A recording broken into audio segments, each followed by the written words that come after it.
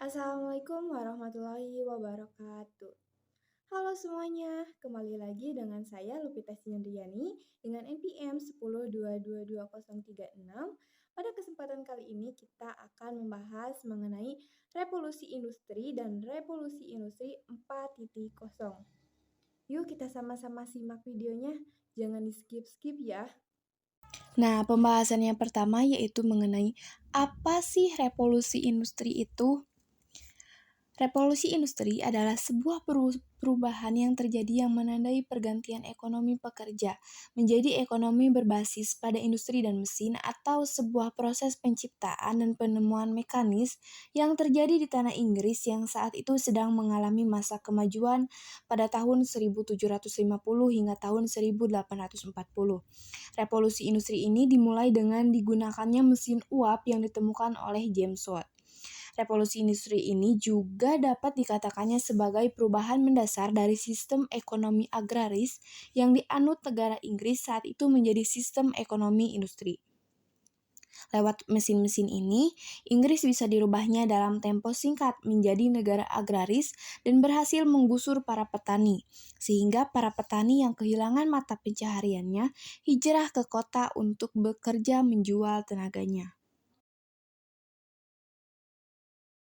Istilah revolusi industri ini pertama kali diperkenalkan oleh Friedrich dan Louis pada abad ke-19, dengan Aston memperkirakan terjadi antara tahun 1760 sampai dengan 1830.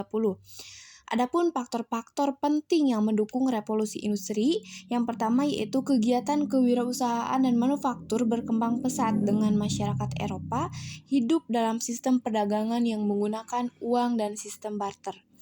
Yang selanjutnya yaitu Inggris memiliki kekayaan alam, terutama batu bara dan biji besi yang mendukung perkembangan industri. Yang selanjutnya juga munculnya paham ekonomi liberal turut mendukung lahirnya revolusi industri. Faktor-faktor latar belakang sosial seperti keamanan yang bagus gitu di Inggris, revolusi agraria dan budaya rajin dan tekun dalam penelitian alam oleh masyarakat Inggris juga berperan penting. Nah, yang selanjutnya yaitu mengenai sejarah revolusi industri yang selanjutnya, yaitu pada awal abad ke-16, Inggris mulai mengalami lonjakan ilmu pengetahuan dan teknologi yang membawa dampak besar pada revolusi industri. Perubahan dalam cara kerja terutama terjadi pada pertengahan abad ke-18, terutama dalam industri tekstil yang terkait dengan revolusi agraria. Kebutuhan akan wol meningkat pada abad ke-17, sehingga usaha pemeliharaan domba meningkat. Pengolahan tekstil pada awalnya menggunakan tenaga manusia, tetapi kemudian berkembang dengan penemuan alat-alat seperti flying shuttle oleh John Kay dan mesin pemintal benang oleh James Hargreaves. Penemuan penting lainnya juga termasuk pada mesin uap oleh James Watt pada tahun 1782, alat tenun yang digerakkan oleh mesin oleh Edward Kettering pada tahun 1785 dan pembuatan lokomotif kereta oleh Richard Trevithick pada tahun 1804.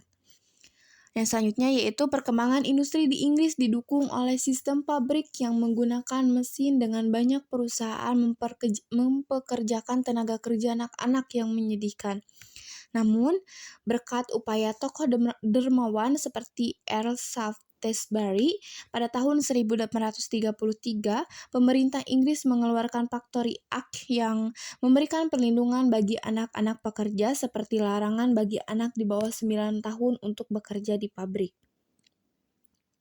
Sejarah yang selanjutnya yaitu ada menurut Subatarjo secara ringkas dalam bukunya yang berjudul Sari Sejarah Eropa Amerika, membagi fase dan tahap dari revolusi industri menjadi dalam siklus rentan waktu yang dalam singkatnya sebagai berikut. Pada tahun 1750, Abraham Darby menggunakan batu bara untuk melelehkan besi dan mendapatkan nilai besi yang lebih sempurna yang dulu dilelehkan dengan kayu bakar.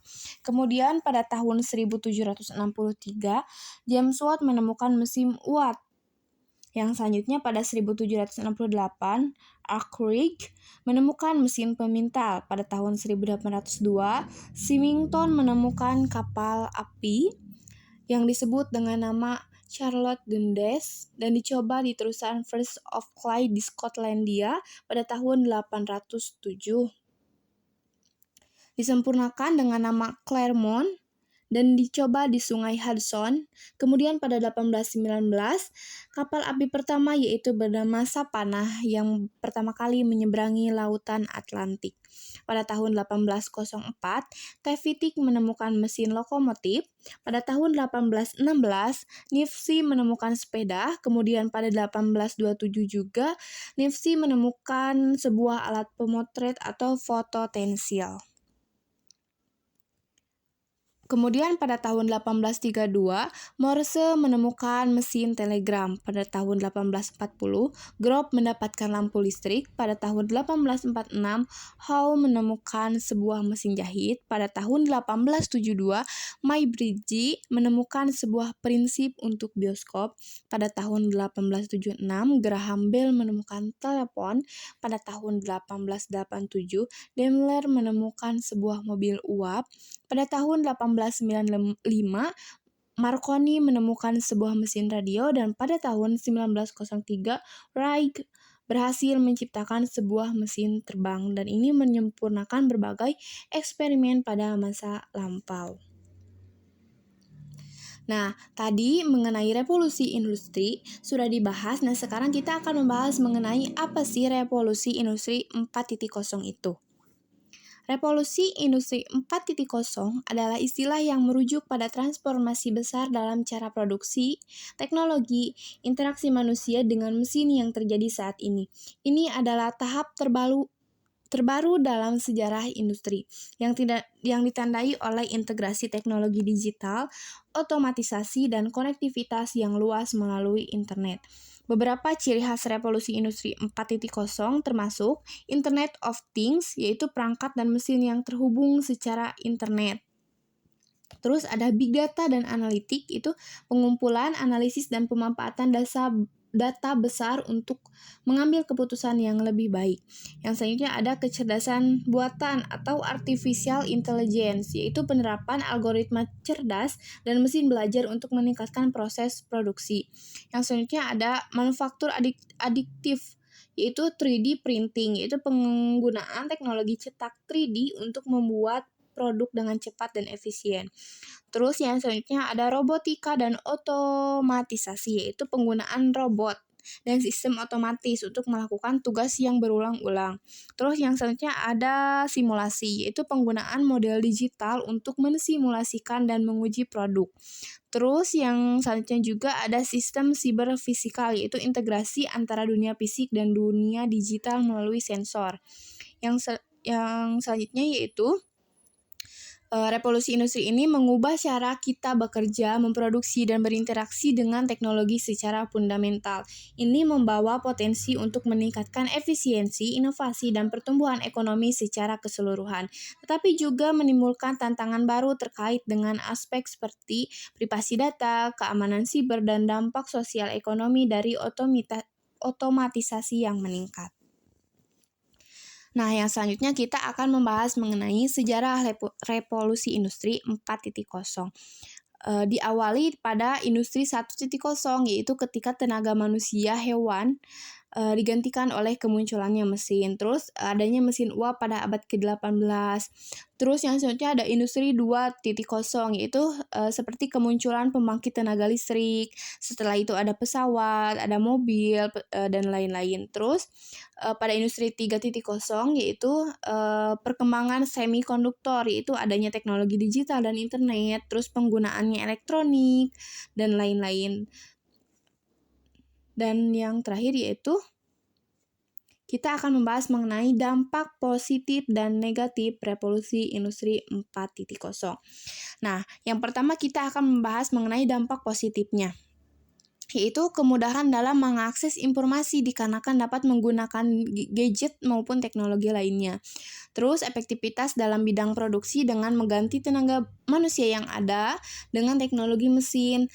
itu mengurangi biaya produksi karena mengurangi penggunaan tenaga kerja dengan menggunakan teknologi gitu. Terus yang selanjutnya dapat meningkatkan pendapatan nasional karena memproduksi barang itu dalam waktu yang relatif singkat dengan kualitas yang lebih baik. Terus yang terakhir ada peningkatan peluang kerja bagi tenaga ahli dikarenakan walaupun menggunakan mesin tetap saja membutuhkan tenaga ahli manusia untuk menggerakkannya. Nah, selain dampak positif tadi, pastikan ada dampak negatifnya. Nah, dampak negatifnya yaitu lebih rentan terhadap serangan siber karena proses produksinya menggunakan mesin teknologi. Nah, oleh sebab itu sangat penting untuk memiliki sistem keamanan yang baik.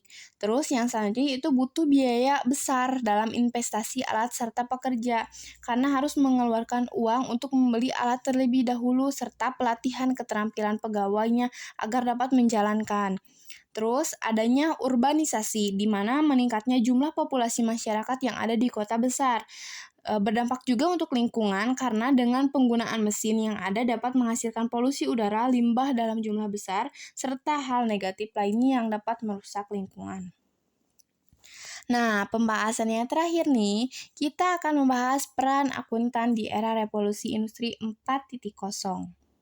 Dalam era revolusi industri 4.0 ini, peran akuntan sangat penting dalam menyediakan informasi keuangan yang akurat dan relevan untuk membantu pengambilan keputusan bisnis yang tepat.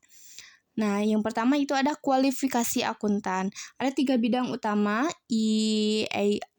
IEAS 2, yaitu Accounting, Finance, and Related Knowledge, Organization and Business Knowledge, Information Technology Knowledge, and Competence.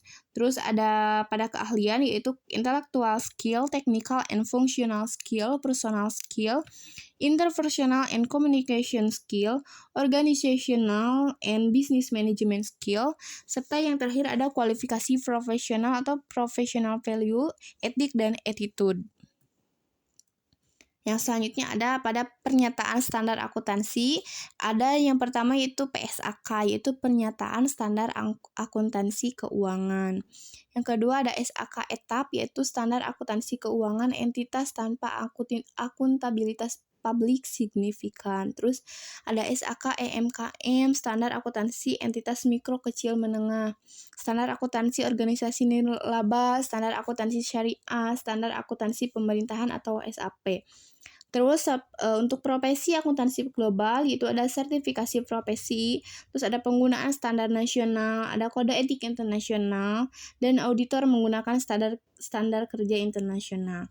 Dengan demikian, akuntan dalam era revolusi industri 4.0 harus memiliki kualifikasi yang komprehensif, memenuhi standar profesi yang relevan, dan mampu menggunakan teknologi serta informasi dengan efektif untuk mendukung kebutuhan bisnis dan organisasi di era digital ini.